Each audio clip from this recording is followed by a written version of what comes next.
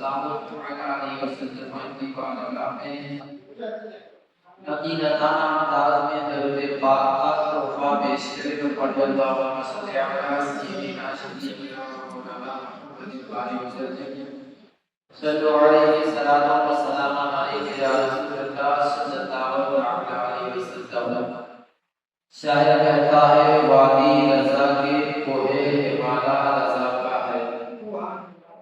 وادی رضا کا کوہ ہمالا رضا کا ہے، جس سمت دیکھیے وہ علاقہ رضا کا ہے۔ اوروں نے بھی کیا ہے کام علم دین پر،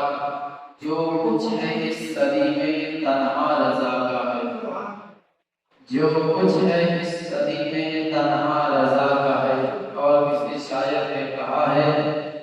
شجر بولتا ہے حجر بولتا ہے،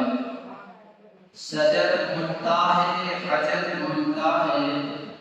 محمد کا پیغام سب بولتا ہے۔ سبحان اللہ سبحان اللہ۔ محمد نہ ہوتے تو کچھ بھی نہ ہوتا، محمد نہ ہوتے تو کچھ بھی نہ ہوتا، یہ احمد رضا کا قلم بولتا ہے۔ محمد نہ ہوتے تو کچھ بھی نہ ہوتا، یہ احمد رضا کا قلم بولتا ہے۔ حضرات محترم چند منٹ میں چاہتا ہوں پیش کروں۔ سرکار اعلیٰ حضرت عظیم البرکت اس ہستی کا نام ہے جس ہستی نے میرے اور آپ کے ایمان اور عقیدے کی حفاظت کی ہے۔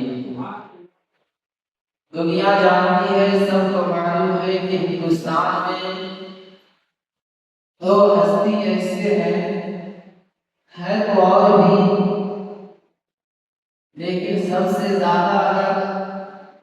غور و فکر کیا جائے تو اسلام پھیلانے کے معاملے میں دنیا حضرت غریب نواز کو جانتی ہے، وہیں جہاں حضرت خواجہ غریب نواز نے اسلام پھیلایا ہے، اگر دیکھا جائے تو وہیں امام احمد رضا نے اسلام بچایا ہے، کیونکہ اسلام پھیلنے کے بعد بھی لوگ طرح طرح کے کارنامے انجام دے رہے تھے، لوگ کوئی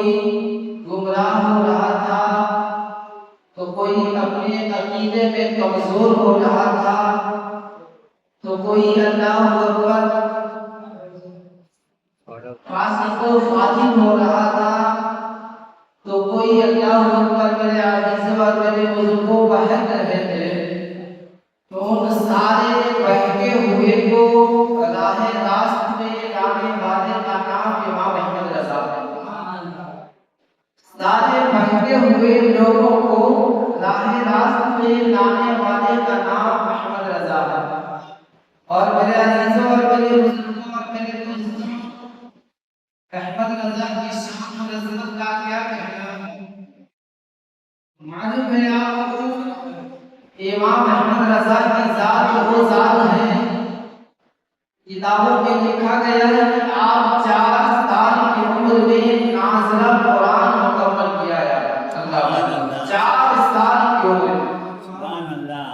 اور وہ بھی صرف نازلہ مکمل نہیں کیا،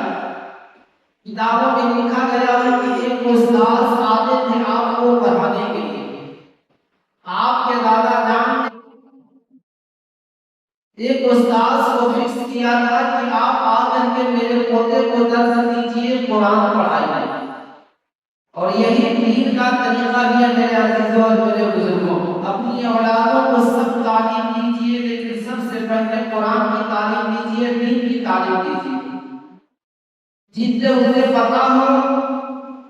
کہ باپ کا مقام کیا ہوتا ہے، ماں کی شان کیا ہوتی ہے، جب دین پڑھے گی اولاد تب جا کر کے معلوم ہوگا۔ اعلیٰ حضرت کے استاد آتے پڑھانے کے لیے 4 سال کی عمر شریف میں اعلیٰ حضرت سے استاد پڑھاتے جا رہے ہیں قرآن، ایک جگہ سرکار اعلیٰ حضرت کے استاد زیر پڑھا رہے تھے اور اعلیٰ حضرت کی زبان پہ بار بار زبر آ جاتا، زیر پڑھا رہے تھے استاد اور